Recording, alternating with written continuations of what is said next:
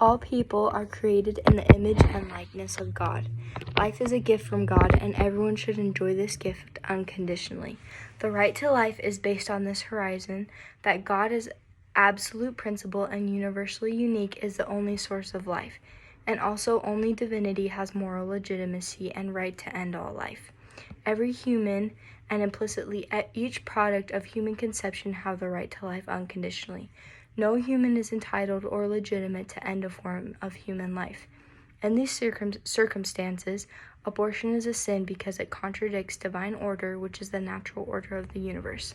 This quote is by Stephen. Stephen. My name is Caitlin Scott, and I'm going to be telling you about why abortion should be illegal.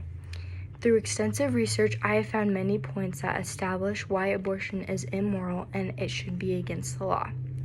This issue has been very controversial that has been argued for years about whether it should be illegal or not.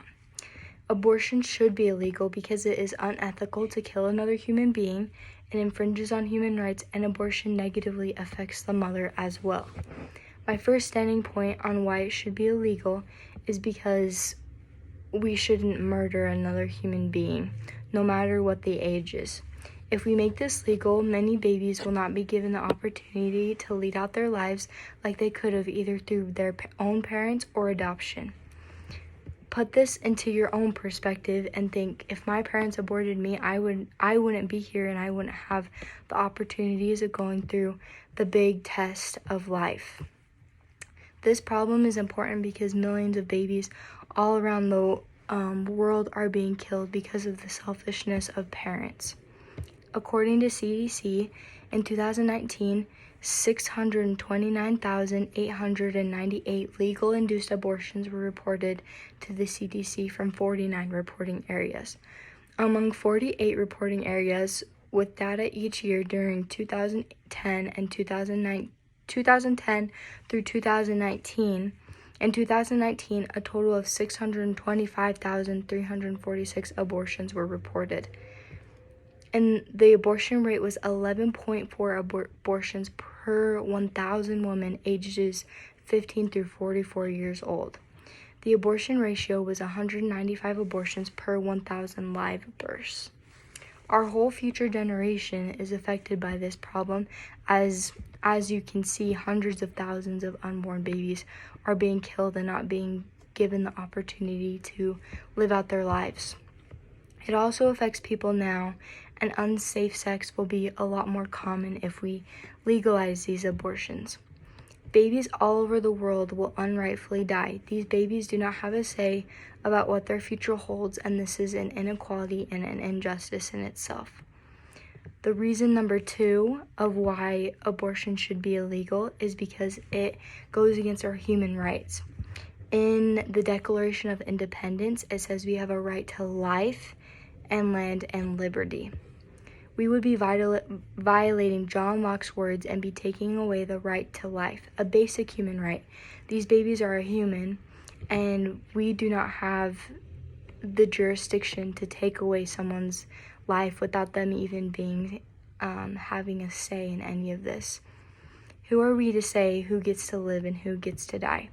We need to respect all human rights. We need to respect people's life, people's liberty, and land, and not infringe on anybody else's right. Just as we are advocating for African Americans, homosexuals, and other social injustices, why are babies, the silent generation, not included in that? My last reason for why abortion should be illegal is because it negatively affects women having the abortion. After having the abortion, many things happen to women emotionally and physically. An article by Jansen and Mofi says that post-depression is associated with sad mood, apprehension, impatience, reduced appetite, low interest in life, and sleeplessness, and thus it needs serious prevention and treatment. Although women of different races and moral characteristics have almost the same responses to depression, their coping mechanisms are different. So there was a woman, she was named Susan, and she had an abortion after getting pregnant, and her first feelings she describes were relief. She felt relieved just to know that, okay, I'm not gonna have a baby, I'm not gonna have to worry about that. But that relief, it instantly turned into regret and feelings of self-hatred, and she felt like a terrible person for taking away her little baby's life, and she couldn't forgive herself. And now she's in a better place where she can. But New York Times tells us a story about Susan and how she really struggled with depression and self-confidence issues for a really long time after having this abortion, because of how unjust it is and how cruel it is to the unborn baby. Not only can performing these abortions affect the baby immensely, but it also affects the mother, and depression can last up to a year after aborting the baby. This is a very serious issue, and also if you're performing an unsafe abortion, it can even result in death. The mother is affected, as well as those around her who deal with and try to help her with her post-depression.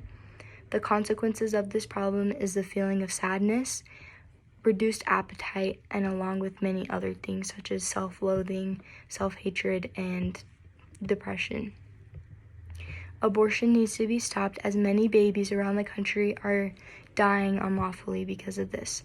It is because we look outside of ourselves. We need to look outside of ourselves and stop making selfish decisions based on selfish actions and what would be the easy way out.